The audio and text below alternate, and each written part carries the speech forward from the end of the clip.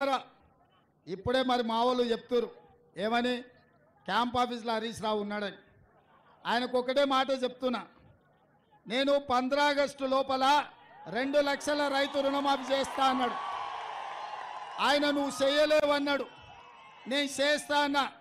ఆయన రాజీనామా చేస్తా అన్నాడు. ఇప్పుడు నేను చెప్తున్నా హరీష్ రావు గారు రాసి పెట్టుకో,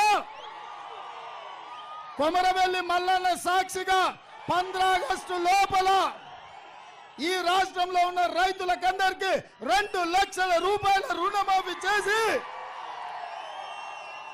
ఈ తెలంగాణ రైతాంగాన్ని ఆదుకునే బాధ్యత నాది.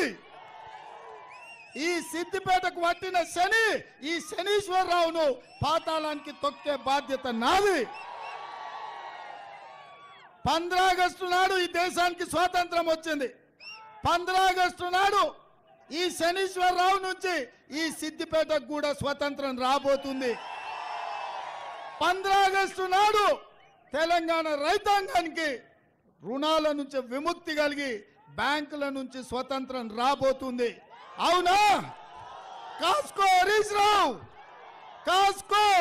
15 ఆగస్టు వరకు నీ ఆటలు నీ పప్పులు సిద్దిపేట గడ్డ మీద. మళ్ళా వస్తా, సిద్దిపేటకు కొత్త ఎమ్మెల్యేను గెలిపిస్తా, నువ్వు రాసుకో. 15 ఆగస్టు నాడు మీడియా మిత్రులారా రాసుకోండి, రుణమాఫీ చేసి మళ్ళా ఇదే చౌరస్తాల పాత బస్టాండ్ల సమావేశాన్ని పెడతా. రైతులతో 1,00,000 మందితో ఇక్కడనే పెడతా.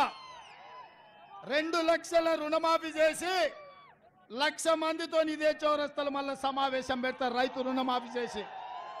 హరీష్ రావు రాజీనామా సిద్ధంగా రాసి పెట్టుకో. నీ లెక్క నీ పత్రం మొత్తం అంతా తేలుస్తా. ఇక ఈయనది ఇట్లా, ఇక ఆయన అట్లా. మోడీ గారు నిన్ననే మెదకు వచ్చిపోయాడు.